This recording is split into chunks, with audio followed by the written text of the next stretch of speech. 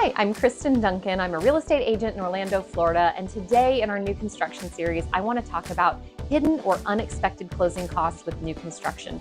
And I always like to compare this to buying a car. When you buy a car from a dealership, you expect extra dealer fees. It's going to cost a little bit more because you're getting exactly what you want. The same is true with a house, that it's a little bit more money up front and more closing costs to get a brand new home. Typically, that's the general rule of thumb. So let's talk about some of those costs. When you buy a resale property, so a house that's already been lived in, and you get a loan from a lender, you can expect your closing costs to be about 3, maybe 3.5% of the purchase price. Again, just a general rule of thumb. When you're purchasing new construction, it's likely going to be a little bit higher, 3.5%, 4.5%, 5%, even 5.5%. I've seen it go up that high. So these extra closing costs are fees to the builder. You're likely going to pay some of the seller or the builder's closing costs as well, whereas a resale home, the seller would typically pay those. And there's going to be some extra fees, HOA fees, fees to the builder. So expect more in closing costs. Since we mentioned the lender, let's go that route next. Sometimes the builder lender will offer to give you some cash up front to help pay for those closing costs.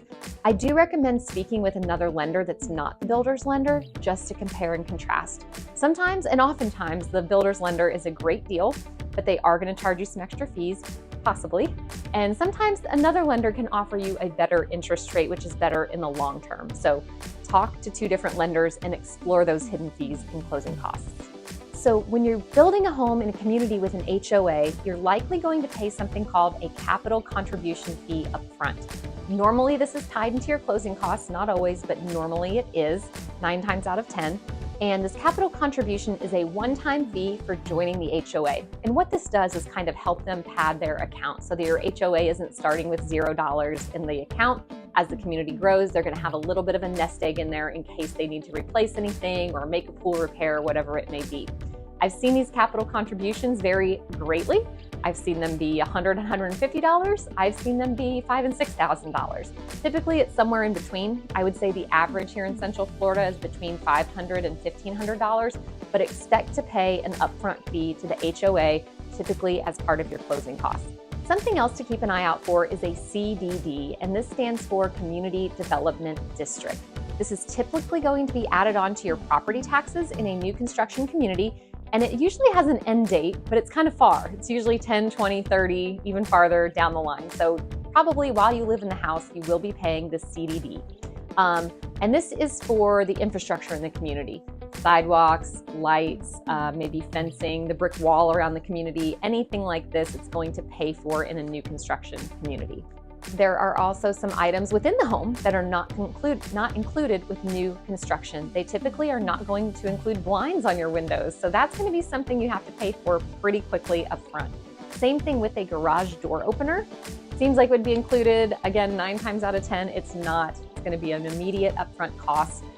Refrigerator is often not included, 50-50, whether that is here in Florida or not. Washer and dryer, and sometimes there's just some random other things like overhead lights and ceiling fans in the bedrooms. So even though you're getting a new construction, plan on spending a few $1,000s on the house right away. So the final one I want to talk about is maintenance of the house. You have a brand new house, you shouldn't have to replace the roof for 10 to 15 years, hopefully more. You shouldn't have to replace the AC for quite a while. However, you're still going to have maintenance on the home that starts almost immediately. A great one here in Florida is the AC. Once or twice a year, you're going to want to get your AC serviced, and this will extend the life of the AC and extend the efficiency of the AC as well. It's typically a $100 to $300 servicing. It's nothing too crazy, but you're going to want to do that every 6 months or every 12 months right away.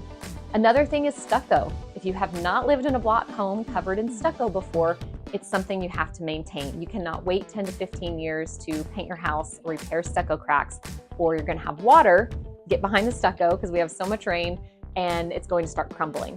So probably once a year or so, you're going to want to go around your house and see if you have any stucco cracks, caulk those, paint over them, and same thing with windows since you're going to be out there, working on it anyways.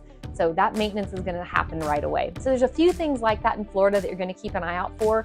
And again, generally, you're not going to need to replace those large items right away, but you will have some maintenance immediately. Thanks for watching my video. If you have any more questions on new construction, my team and I will be more than happy to assist you. And keep watching the series. We have lots of great info about new construction and buying and selling homes in Florida.